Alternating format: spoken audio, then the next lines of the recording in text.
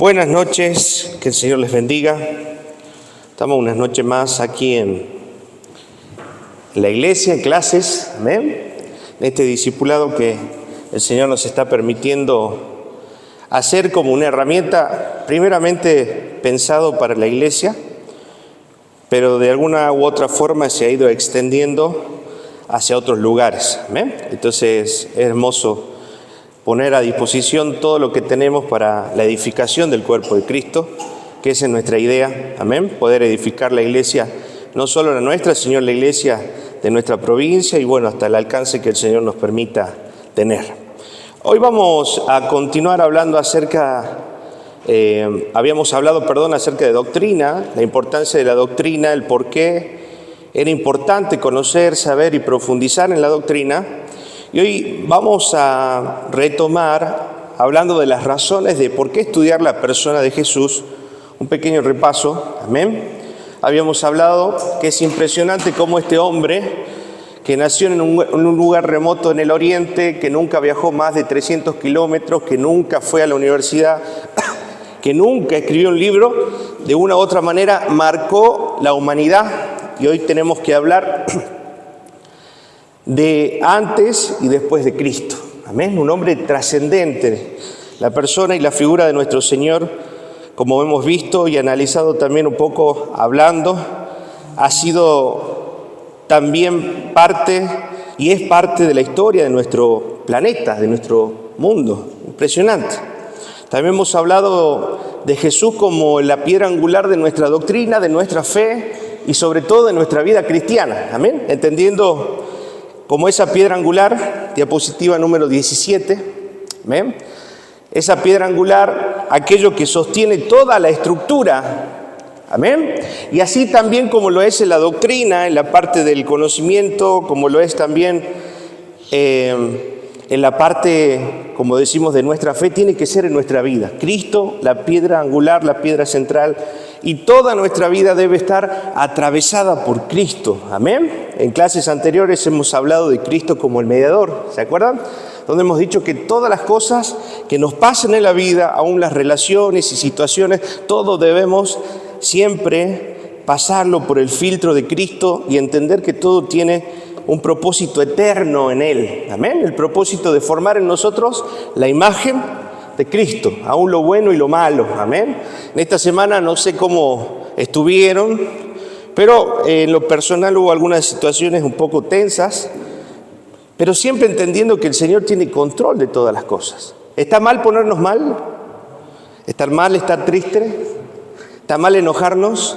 No. ¿Está mal permanecer en la tristeza? Sí. ¿Está mal permanecer en el enojo? Sí. Amén. Entonces es muy importante entender que si hay alguna situación que nos entristece, que genera alguna rencilla o dolor o algo en nuestro corazón, podamos inmediatamente presentarlo delante del Señor y, como dice su palabra, con toda oración y ruego, amén. Y que no estemos, la palabra en otra traducción dice, no estéis afanosos por nada, o sea, no se preocupen por nada. Literalmente, cuando la palabra dice no se preocupen por nada, de verdad, amén. ¿Será que podamos cumplir eso? Amén. Y entender que Él es la piedra angular, que Él es el que sostiene nuestra vida, no solo nuestra doctrina y nuestra fe, sino nuestra propia vida. Por eso es importante llevar lo doctrinal a la vida práctica, amén. Llevar la enseñanza, la palabra, entenderla, darle el fundamento bíblico, pero no solo que quede en lo teórico o en lo intelectual, sino bajarlo a nuestra vida personal y entender realmente que Cristo es la piedra que sostiene nuestra vida. Yo te pregunto hoy, ¿Cristo es la piedra que sostiene tu vida? ¿Amén? ¿Estamos seguros en eso? ¿Amén? Y en eso estamos construyendo nuestra fe, en Cristo. ¿Amén? Ahora, habíamos dicho también en la clase anterior que el Padre quiere hacernos a la imagen del Hijo, ¿no? Por eso era también importante, vamos a Romanos, capítulo 8, versículo 29, y los voy a taladrar con este versículo, Romanos 8, 29, porque este es el propósito del cristiano. No tiene otro propósito. El propósito del cristiano no es ser mejor hijo, mejor padre, mejor amigo, mejor hombre, mejor mujer, sino el propósito del ser humano realmente del creyente sobre todas las cosas es ser hecho a la imagen de nuestro amado Jesucristo. Y dice su palabra, porque a los que antes conoció también predestinó para que fuesen hechos conforme a la imagen de su Hijo, para que Él sea el primogénito entre muchos hermanos. Amén. ¿Para qué Él entonces nos predestinó? ¿Para qué nos escogió? Efesios 1:4 también dice que Él nos escogió antes de la fundación del mundo, ¿sí? Solo que después a nosotros, por una u otra circunstancia, nos cae la ficha de entender que hemos sido escogidos por el Señor. Nuestros ojos espirituales se abren a través de esa gracia manifestada. Pero lo cierto es que ya el Señor, antes de formar el mundo, ya nos había escogido. Y ya sabía que íbamos a ser sus hijos. Qué tremendo entender esto, amén. Y qué maravilloso. No sé si usted se siente amado por el Señor, y cada vez que pienso en esto, que el Señor nos amó antes de la fundación del mundo y nos escogió y nos eligió como sus hijos, de verdad me llena de gozo, de alegría, ¿no? Entender este privilegio de ser amado y escogido por el Señor. Amén. Es lógico, volviendo de nuevo a este versículo 8:29, es lógico entender, entonces, reconocer la persona a la cual hemos de imitar. Su forma de pensar, de reaccionar, de hablar, el fin de vivir, el modelo a seguir por cada uno de nosotros, amén, de que nos llamamos cristianos, seguidores de Cristo. En Génesis 1:26, si puedes ponerlo por favor, hago un pequeño paréntesis. Vemos acá un diálogo entre el Padre, el Hijo y el Espíritu Santo en esta creación preciosa que Él empieza a hacer. Y entonces dijo Dios, y miren lo que dice, hagamos, no dijo voy a hacer. ¿Se da cuenta? Hay un diálogo entre varias personas que participan de este diálogo y dice, hagamos al hombre a nuestra imagen conforme a nuestra semejanza. Amén. Sucede que Dios creó a esa imagen y semejanza a Adán y Eva, pero por consecuencia del pecado, ellos de alguna manera distorsionaron la imagen de Dios en su vida por el pecado. Amén. Y a partir de esa naturaleza caída, todos nosotros hemos nacido bajo esa maldición del pecado. Amén. Por eso Romanos también nos dice Pablo, por cuanto todos pecaron, están destituidos de la gloria de Dios. Nadie puede tener comunión con Dios, nadie puede darle gloria a Dios, nadie puede ni siquiera pensar en Dios. Amén. Entonces, desde el principio vemos el plan del Señor, que su plan es que podamos nosotros ser hechos a su imagen y semejanza. Cuando hablamos de la imagen de Cristo, estamos hablando del carácter de Jesús. Amén. ¿Cómo es el carácter de Jesús? De vuelta lo repetimos, Gálatas 5:22, fruto del Espíritu. Amén. ¿Cómo se manifiesta el carácter de Cristo? Que es lo que nosotros debemos manifestar. Esta es la imagen de Jesús.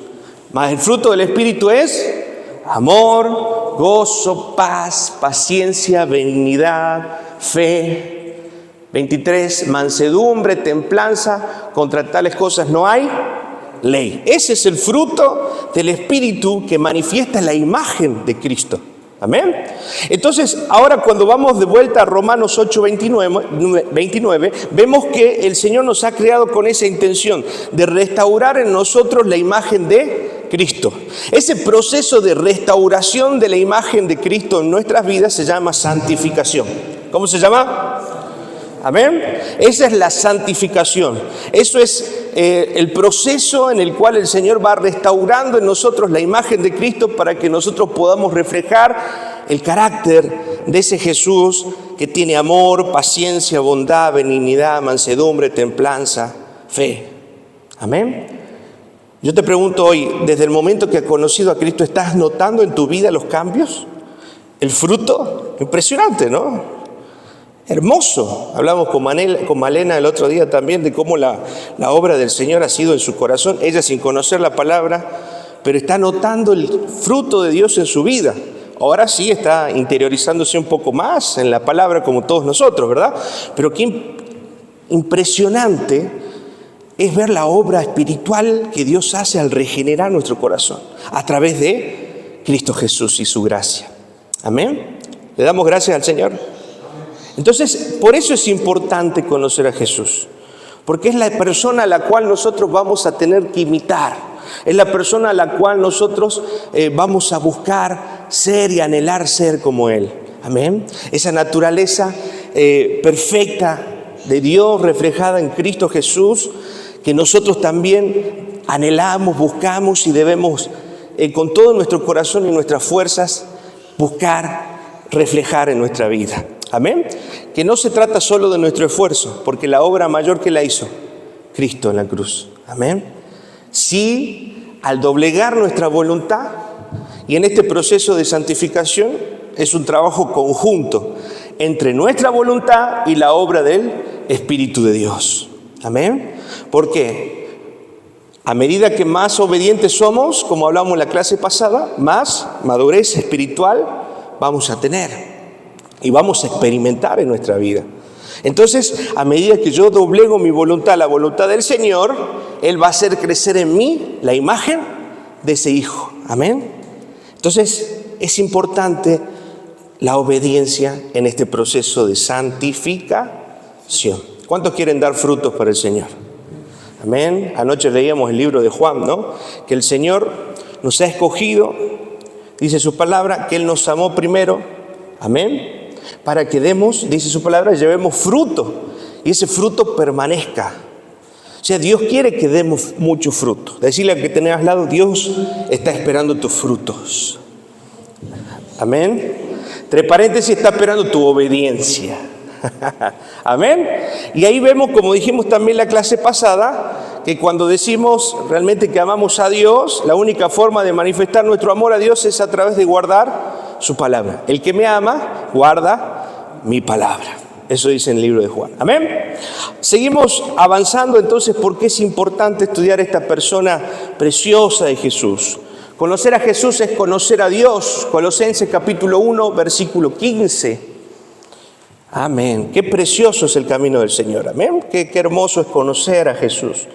Qué hermoso es entender la obra que Él quiere hacer en nosotros.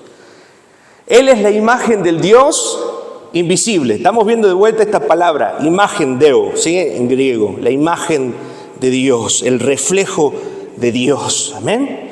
Él es la imagen del Dios invisible, el primogénito de toda la creación. Es interesante e importante entender que el Señor tuvo que hacerse hombre para que nosotros podamos conocer y nuestros ojos puedan entender mínimamente, porque en su grandeza y majestad nunca lo podremos comprender en su totalidad, pero mínimamente cómo es Dios y cómo es su carácter.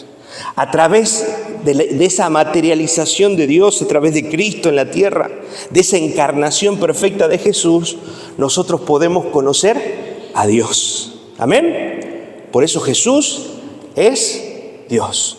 Y lo vemos acá, Colosenses, Pablo diciendo, Él es la imagen del Dios invisible, el primogénito de toda la creación. Eso decir que estuvo desde el principio. ¿Qué dice Juan 1:18? Vamos a ir analizando algunos versículos hoy.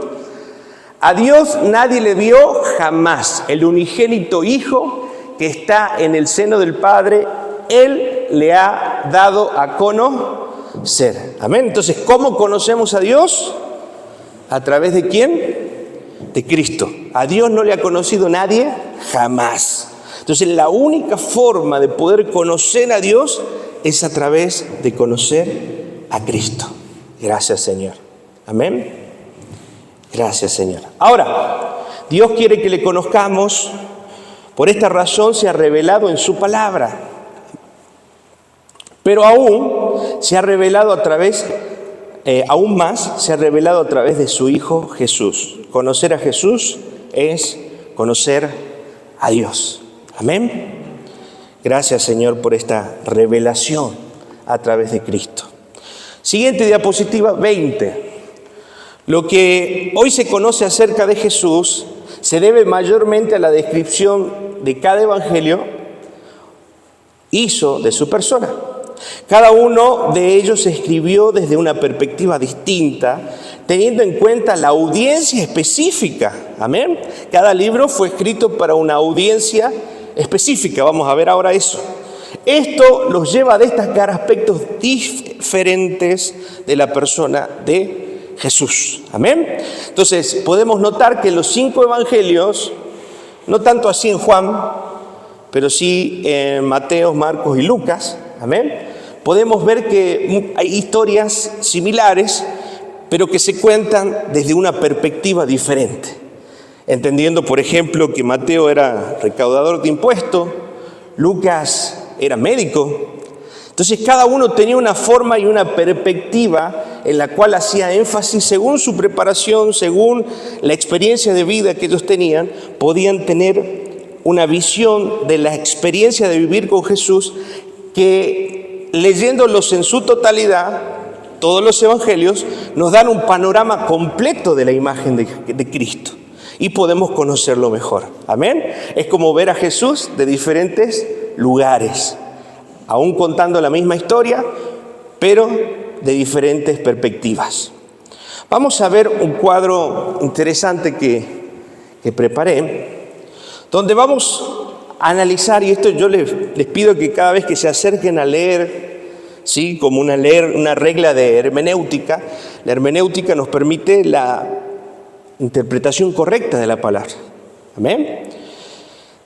Teniendo en cuenta algunas reglas. Y una de las reglas de la hermenéutica que nos permite interpretar su palabra es entender la audiencia a la que es dirigida esta carta. ¿Amén? Tenemos la carta de Mateo, tiene una audiencia principal dirigida ¿hacia quién? Hacia los judíos, y el enfoque que tiene, o la presentación y la faceta de Cristo que intenta realzar, es Cristo como Rey. Amén. Como el Señor, como el soberano. Entendiendo que el pueblo judío específicamente esperaba un Mesías, que aún lo siguen esperando hasta este tiempo, amén, que no va a llegar de la forma en la que ellos esperan. Sí va a llegar el anticristo a manifestarse, pero bueno, ese es un tema de escatología que podemos hablar en otro tiempo. Pero la intención de Mateo era mostrar a Jesús, a este pueblo judío que estaba esperando un Mesías que venía con todo su esplendor, con toda su grandeza, y a través de su relato intentaba que este pueblo pueda comprender que ese Mesías que esperaban era el mismo Jesús que se estaba manifestando con ellos. Amén. Pero vemos también en su palabra que dice que a los suyos vino y los suyos no le recibieron, fue rechazado. Y gracias a que su mismo pueblo, el pueblo de Israel, el pueblo escogido por Dios, lo rechazó, Dios abrió el abanico de la salvación y de la oportunidad también a los gentiles. ¿Sí? ¿Quiénes son los gentiles? Aquellos que no son judíos, no son parte del pueblo de Israel. Amén. Pero hemos creído en Jesús. Amén. Entonces, gracias a que ellos lo rechazaron, nosotros pudimos introducirnos en esa salvación. Y Pablo habla de nosotros, los gentiles, como el olivo injertado. Amén. Es parte también de ese cuerpo. ¿Cuánto le dan gracias al Señor? Que a través de ese acto de rechazo hoy podemos tener la posibilidad. Aunque todo esto ya estaba pensado desde el principio. Era un plan perfecto hecho por el Señor. Él tenía que ser rechazado, como lo vimos también en el discipulado. ¿Se acuerdan? Ahora, vamos al libro de Marcos. Marcos también es un libro con una audiencia ya no dirigida a los judíos, sino al pueblo de Roma, a los romanos. Que si bien la iglesia en Roma empieza con gente judía, o con esta creencia judía, también se van sumando algunos gentiles y presentan la imagen o el enfoque de Cristo como siervo. Vamos a leer para realzar un poco esta intención de Marcos. Marcos capítulo 10, versículo 44 al 45. Versículo clave. Y el que de vosotros quiera ser el primero será siervo. ¿De quién está hablando? Cristo. Amén. Y está hablando sus discípulos. Versículo 45. Porque el Hijo del Hombre no vino para ser servido, sino para servir, para dar su vida en rescate de muchos o por muchos. Amén.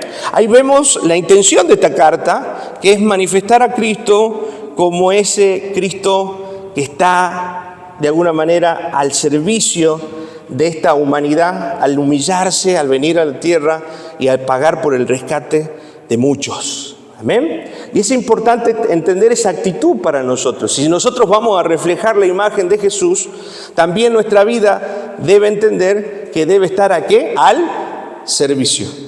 No ser servido, sino servir. Estar a disposición continua y constante. Nuestra vida ya no es nuestra. Ahora somos siervos, esclavos del Señor Jesucristo. Qué importante, ¿no?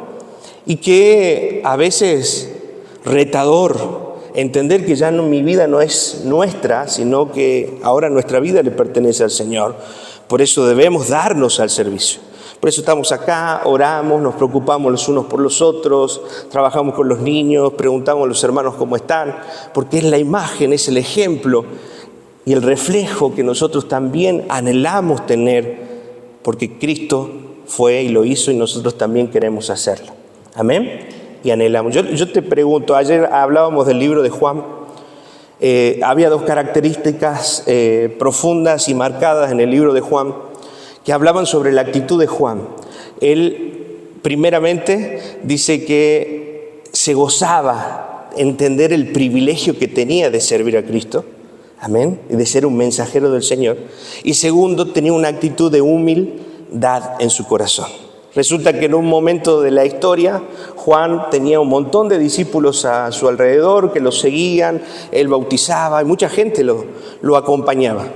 Pero cuando surge Cristo en la escena, muchos empiezan a dejar a Juan y empiezan a irse con Cristo. Y Juan, lejos de tener envidia, lejos de tener celo, lejos de tener competencia, dijo, es necesario que yo mengüe para que él crezca. ¡Oh! Qué tremendo, ¿verdad? La actitud de humildad, la actitud de reconocer. Ahora viene uno, dice que es más grande que yo, al cual no soy digno de desatar sus zapatos, sus sandalias. Amén. Entender que la posición de él también, primero el privilegio de poder servir a ese Dios grande y poderoso que se estaba manifestando a través de la imagen encarnada de Jesús, y entender que él nada más había aparecido en la escena para preparar el camino para este Mesías que iba a venir a la tierra y que ya estaba apareciendo en ese momento. Amén. Yo te pregunto, ¿tenés gozo vos de estar en la casa del Señor? ¿Tenés gozo de servir al Señor? ¿Tenés gozo de participar en el conocimiento del Señor, de orar? ¿Te sentís un privilegiado? Amén. Miren las palabras de Juan, no soy digno de desatar las sandalias del Señor. Amén. Esa actitud de reconocimiento de la grandeza, de lo que significaba para él Cristo. Yo te pregunto, ¿y qué significa en tu vida Cristo? Amén. ¿Realmente Cristo es el todo en nuestro corazón? Amén. Analicemos esto en nuestra vida. Ahora, siguiendo con el enfoque de Marcos, vemos entonces, dijimos, una audiencia romana y un enfoque mostrando a Cristo como siervo. Vamos al libro de Lucas. Lucas es un personaje bastante particular porque de estos 4 apóstoles que estamos presentando es el único que era gentil. Él no era hebreo, no era judío. Amén. Él no pertenecía al pueblo del Señor y era el único que era gentil. Lucas también escribió el libro de Hechos. Amén.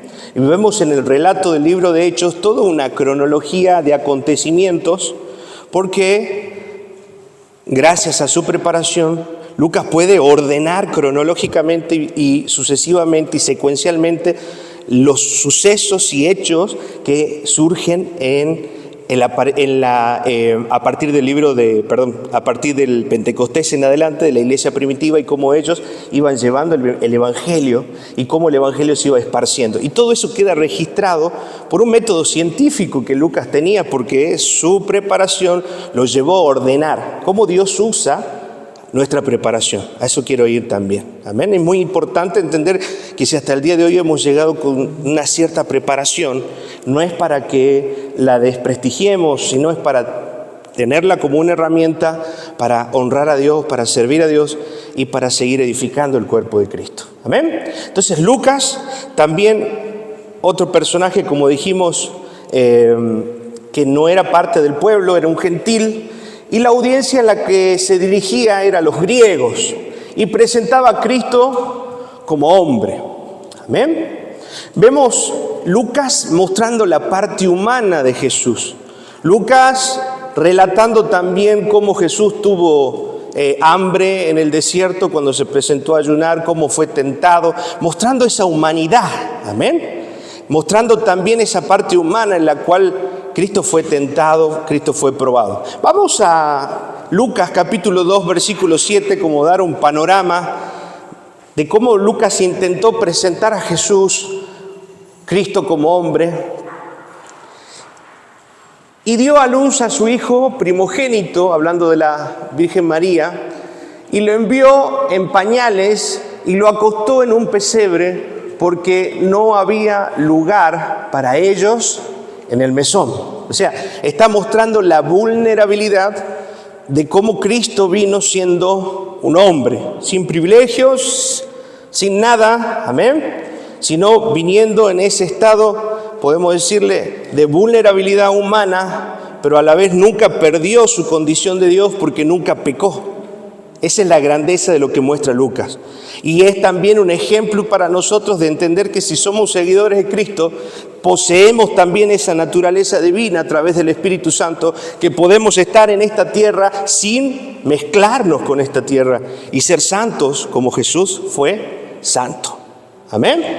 Ahora vemos Lucas capítulo 2, versículo 40. Damos gracias al Señor. ¿Se va entendiendo? ¿Sí? Está interesante, ¿verdad? El niño crecía y se fortalecía y se llenaba de sabiduría y la gracia de Dios era sobre él. Otra descripción de este Jesús, ¿sí? Que en esa, podemos decirle, etapa de niñez, de vulnerabilidad, aún él seguía creciendo en sabiduría, en gracia, en conocimiento, amén, en el Señor. Y que también es un ejemplo para nosotros, que también debemos nosotros crecer en sabiduría, en conocimiento y en gracia, como él también creció. ¿Se va entendiendo? Amén. Vamos a pasar al libro de Juan. El libro de Juan es un libro destinado a una audiencia, principalmente puse ahí universal, quiere decir que presenta a Jesús hacia todos en general, hacia el mundo en general. Y presenta a Cristo como Dios. Si vemos en Juan 1:1, que después vamos a analizar en profundidad este versículo, en Cristo como Dios, pero para que podamos entenderlo un poquito más, vemos acá, en el principio el verbo, en el principio era el verbo, y el verbo era con Dios y el verbo era Dios, entendiendo que en el principio, como leímos en Génesis 1:26, hagamos al hombre a nuestra imagen y semejanza, está hablando que aún desde el principio Cristo ya estaba presente en la escena de la creación. Amén. Cristo siempre estuvo presente. Colosenses también dice que todas las cosas se fueron hechas por Él y para Él. Aún Cristo fue autor de la creación. ¡Wow! Jesús como siendo parte de esa obra creadora del universo. Amén. Entonces trata de enfocar Juan hacia toda la humanidad un mensaje llevando al entendimiento de ese Cristo, no solo como hombre, no solo como siervo, no solo como rey de los judíos, sino también como Dios, el creador. Amén. Ahora vemos Juan capítulo 20, versículo 30 al 31.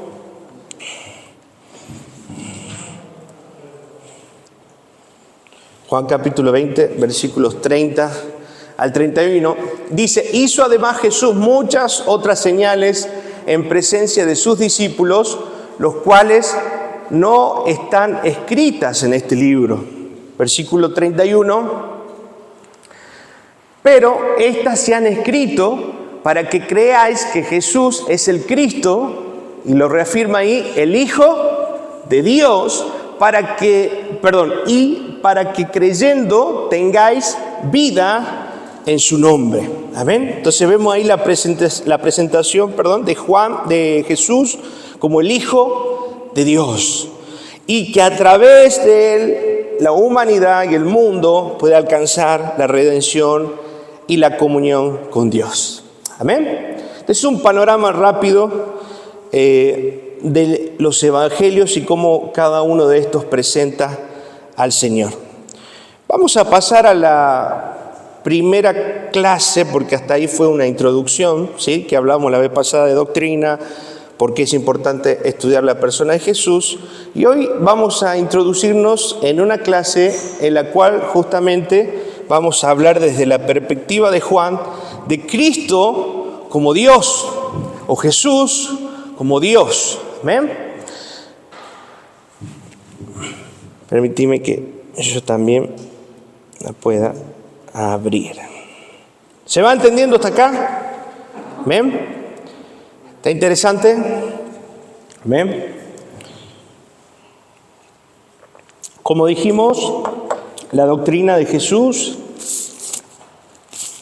en términos teológicos se llama cristología, el estudio, ¿amén?, de Cristo y Cristo como el objeto de este estudio. Vamos a ver, siguiente diapositiva, Jesús como Dios. La divinidad de Jesús se encuentra contenida en la Biblia de dos maneras. Hay dos formas en las que se presenta Jesús en su palabra. La primera, por las afirmaciones que él mismo hace acerca de él como Dios. Y segunda, por las evidencias de que Jesús tenía atributos como Dios los tenía. Amén. Cuando hablamos de los atributos de Dios, que no los tiene el hombre, ¿se acuerdan que hablamos dos tipos de atributos? Los atributos comunicables y incomunicables. Amén. Los atributos comunicables son los atributos que comparte con el hombre. Por eso vimos los frutos del Espíritu en Gálatas 5:22, el amor, la bondad, la compasión, la misericordia. Todo eso son atributos comunicables, atributos que comparte con el hombre. Pero también están los atributos incomunicables. Son atributos que solamente Dios tiene por ser Dios. Amén. Son atributos eternos. Entre esos tenemos la omnisciencia, Él todo lo sabe, todo lo conoce. La omnipresencia, amén. Entender que Él es todopoderoso. Son solo atributos que se atribuyen a Dios por el hecho de ser Dios. Que en este caso, Jesús, como Dios, el Hijo de Dios, siendo ese Dios encarnado en la tierra, compartía para que podamos entender la jerarquía que hay entre ellos. No varía, sino que los dos tienen la misma autoridad y el mismo poder. Amén. Vamos a ver algunas afirmaciones que él hizo o que él hace acerca de él mismo, ¿sí? Juan, como tenemos ahí, capítulo 10, versículo 30, dice: y yo y el Padre somos uno. Está hablando que somos la misma, ¿sí? La misma no la misma persona, porque el Padre y Hijo son dos personas, pero comparten la misma esencia. ¿Amén? La misma sustancia, dice Hebreos. Vemos Juan 5:23, este es Cristo hablando de sí mismo. Aquel que no honra al Hijo, no honra al Padre, hablando y presentándose Él también como ese Dios que debía ser honrado y reconocido. Jesús, Juan capítulo 8, 19, entonces le decían: ¿dónde está tu Padre? Respondió Jesús: no me conocéis a mí ni a mi Padre. Si me conocieres a mí, conocerías también a mi Padre. ¿Sí? ¿Van viendo y entendiendo esta esencia de Cristo manifestando? Como decíamos al principio, Él reflejaba la imagen del Padre. Y a través de Jesús es que nosotros podemos conocer al Padre. Juan capítulo 12, versículo 45. El que me ve, ve al que me ha enviado. Qué tremendo que alguien pueda decir estas palabras, ¿verdad? Es muy fuerte, ¿sí? Vemos cuando Él se presenta o lo llevan a presentar defensa antes de ser crucificado.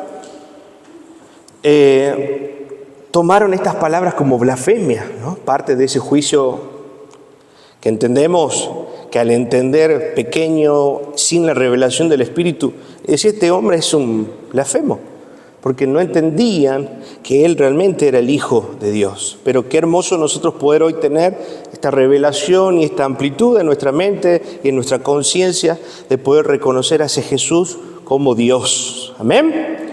Juan capítulo 5, versículo 19, siguiente diapositiva. Porque todo lo que hace el Padre, eso también hace el Hijo de igual manera. O sea, se está poniendo a la misma altura, al mismo nivel, el mismo poder. ¡Wow! Mateos 11, 27. Nadie conoce al Padre sino el Hijo. Juan 14, 1. No se turbe vuestro corazón. Creed en Dios, creed también en mí. Juan 14, 9, el que me ha visto, a mí ha visto al Padre. Juan 15, 23, el que me odia, a mí odia también a mi Padre.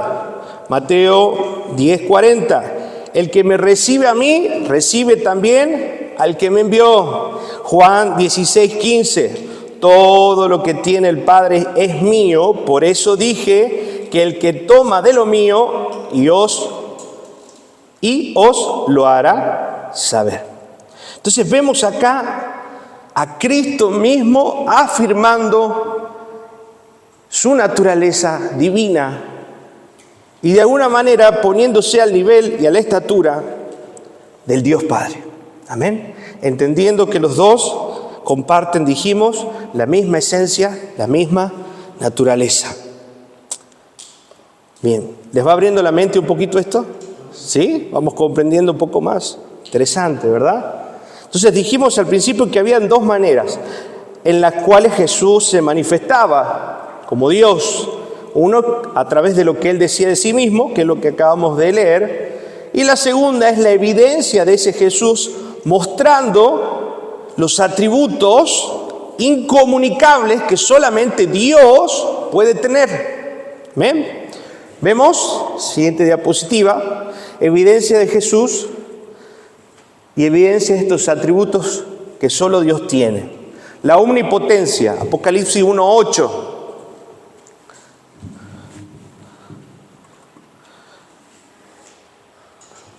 Te tengo que pasar la diapositiva actualizada. Yo soy el alfa y el omega, el principio y el fin, dice el Señor. El que es, el que era, el que ha de venir, el Todopoderoso. Ese es Cristo mismo hablando. Juan 5:19. O sea, ¿quién puede atribuirse eso, no? Diciendo soy el Todopoderoso. Juan respondió entonces Jesús y les dijo, de cierto os digo, no puede el Hijo hacer nada por sí mismo, sino lo que ve hacer al Padre, porque todo lo que el Padre hace también lo hace el Hijo igualmente. Amén.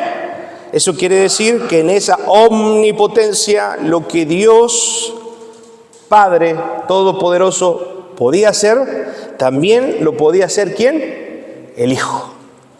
Lo mismo. Mismo poder. Filipenses 3:21. El cual transformará el cuerpo de la humillación nuestra para que sea semejante al cuerpo de la gloria suya por el poder, el cual puede también sujetar a sí mismo todas las cosas. Está hablando del sacrificio de Cristo, está hablando de la transformación, amén, que estamos teniendo en Él y en esa gloria venidera, en la cual también vamos a ser glorificados en un cuerpo glorificado, amén, valga la redundancia, y a través de ese poder que solamente lo tiene Dios y por ser Dios, y lo tiene Jesús por ser Dios. Amén. Ahora vamos a hablar de la inmutabilidad. ¿Qué significa inmutabilidad?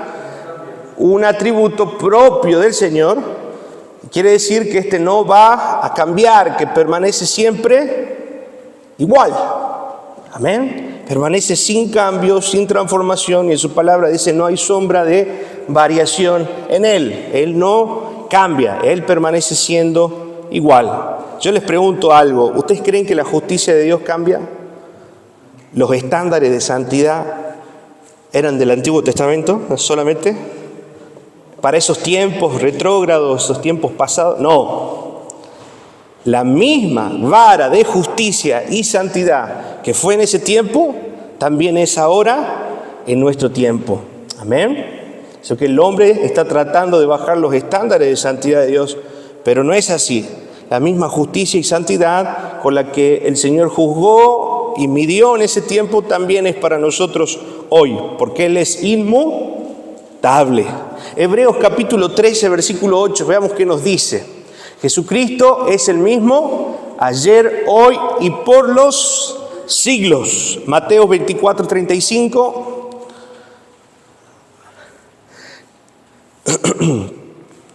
El cielo y la tierra pasarán, pero mis palabras, hablando de Cristo, Él está diciéndolo en ese momento, no pasarán.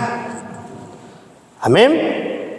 Veamos esta santidad también propia de Dios, que habitó en Cristo y que por gracia también nosotros podemos reflejar, que puede ser también un atributo para nosotros hoy. Lucas 1:35.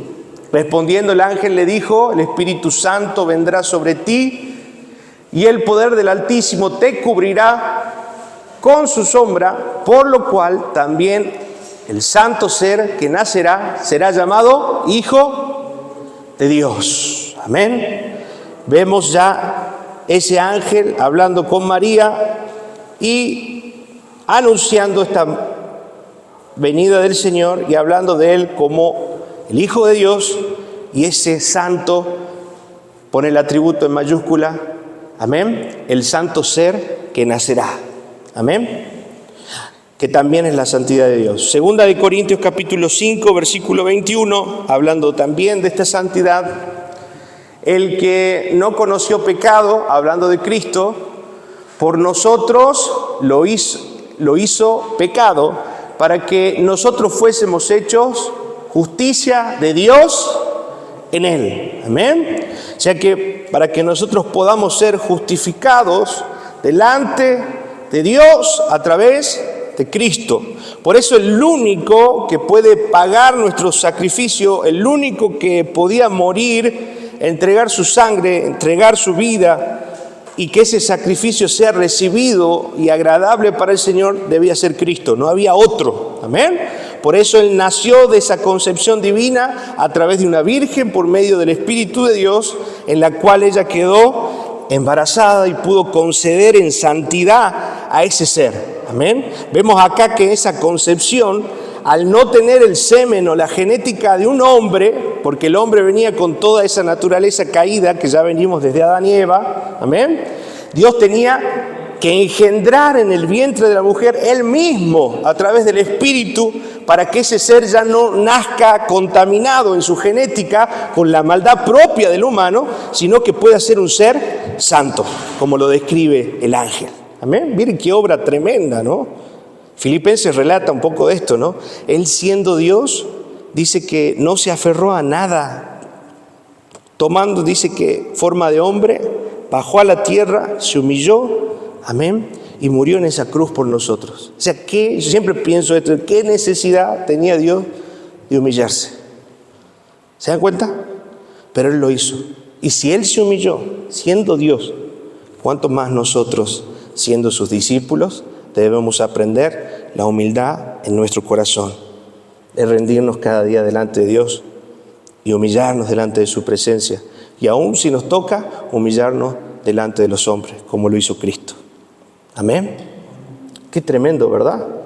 Gracias, Señor. ¿Cuánto le dan gracias a Dios por esta obra preciosa, redentora? Seguimos avanzando hablando de esta santidad. Primera de Pedro, capítulo 1, versículo 19. Primera de Pedro 1:19 dice: sino con la sangre preciosa de Cristo, como de un cordero sin mancha y sin contaminación. ¿Hablando de quién? De ese Jesús santo, que no tenía mancha ni contaminación, porque era un ser engendrado a través del Espíritu de Dios. Amén. Vamos a ver acerca de este atributo de verdad, Efesios 4:21, como Él era verdad, no solo que hablaba verdad, sino que Él mismo era verdad. Efesios 4:21 dice: si en verdad le habéis oído y habéis sido por Él enseñados conforme a la verdad que está en Jesús. Amén. Él es verdad. Juan 14:6. Recuerden que el único que pudo decir esto fue Jesús. ¿Se acuerdan que les hablé un poquito en la clase pasada a través del pensamiento del budismo, que está en una búsqueda constante de la verdad? El budista, la gente que está en esta búsqueda espiritual errada, está en una búsqueda constante de la verdad. Pero el único que pudo adjudicarse la verdad absoluta y pudo decir yo soy la verdad es Cristo. Amén. Jesús dijo: yo soy el camino, la verdad y la vida.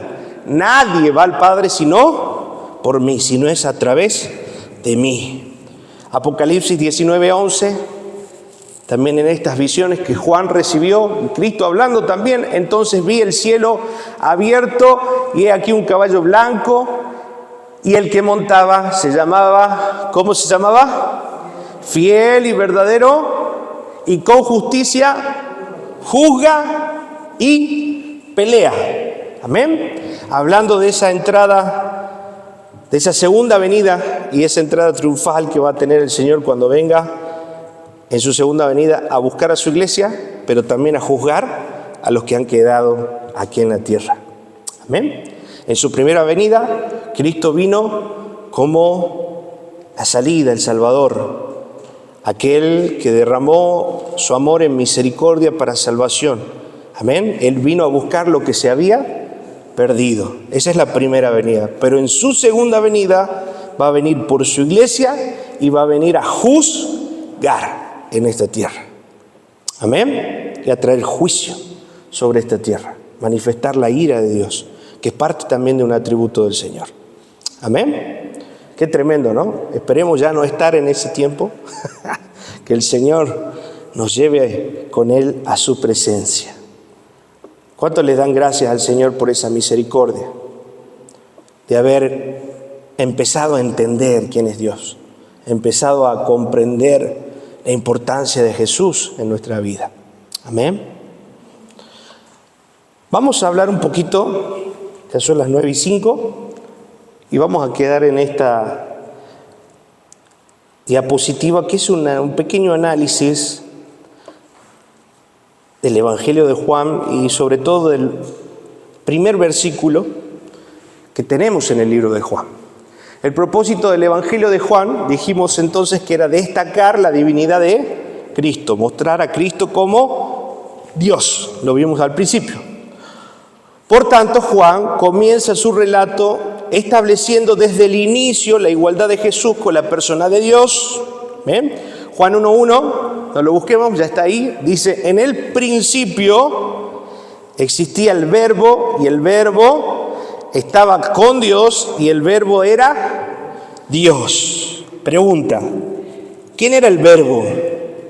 Juan dice que el Verbo, Juan 1:14, lo vemos también ahí abajo que lo puse, que el Verbo se hizo carne y habitó entre nosotros. Este versículo identifica al Verbo como la persona de Jesús. Entonces, cuando Juan 1:1 estaba hablando de que el Verbo estaba al principio y el Verbo estaba con Dios, amén, y el Verbo era Dios, estaba hablando ¿de quién? De la persona de Jesús. Amén. Él estuvo desde el principio. Segunda diapositiva, con esto terminamos. Con una más. ¿Está interesante o no? Pues ya se volvió a aburrir, ¿no? ¿Verdad? Interesante. Sobre todo ahora que lo vamos a desglosar. La palabra verbo en el original es logos. ¿Por qué Juan usa para la palabra logos o usa la palabra logos en su evangelio? Porque en el griego la palabra logos significa la palabra. Y para los judíos la palabra era un vocablo que podía representar a Dios. En el Targum judío, ¿sí?, era un libro de paráfrasis del Antiguo Testamento, un libro que se usa paralelamente a la Torá, se traduce en el Éxodo 19:17 de esta forma. Primero lo leamos en Reina Valera y después leemos esta traducción para poder comprenderla. Porque en Reina Valera ya figura la palabra Dios como la palabra, ¿sí? Tomando esta traducción. Dice, y Moisés sacó del campamento al pueblo para recibir ¿a quién? A Dios, y se detuvieron al pie del monte. Veamos la traducción ahora sí, y dice, entonces Moisés sacó al pueblo del campamento para ir al encuentro con la palabra. Esa es la traducción, ¿ven? Y la palabra, podemos decir, este logos, quiere decir Dios. Amén. Entonces otra vez estamos reafirmando lo que dice Juan 1:1, que en el principio este verbo, este logos, era Dios, estaba con Dios. Entonces Dios, Jesús, la misma esencia, la misma naturaleza.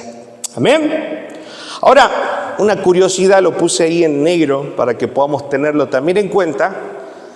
Por otro lado, el logos para los filósofos estoicos, que era una tendencia filosófica en ese tiempo, más griega, sobre todas las cosas, era el principio o la fuerza que gobernaba el universo, este logos. Ellos lo representaban y entendían ese logos como la fuerza principal que movía en una sinergia todo el universo. Entonces podemos ver que Juan, al utilizar esta palabra logos, amén, para hablar del verbo, también no solo le estaba hablando a los judíos, sino también estaba hablando a los estoicos. Entonces ahí vemos la intención universal de Juan, de que su mensaje no solo era para judíos, sino su mensaje era tanto para judíos como gentiles, a todo el mundo, la intención de Juan. ¡Wow! Amén.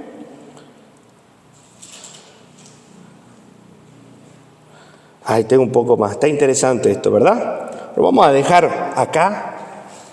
Vamos a darle gracias al Señor. Y cuando esté en su casa, repase los versículos, lea los versículos.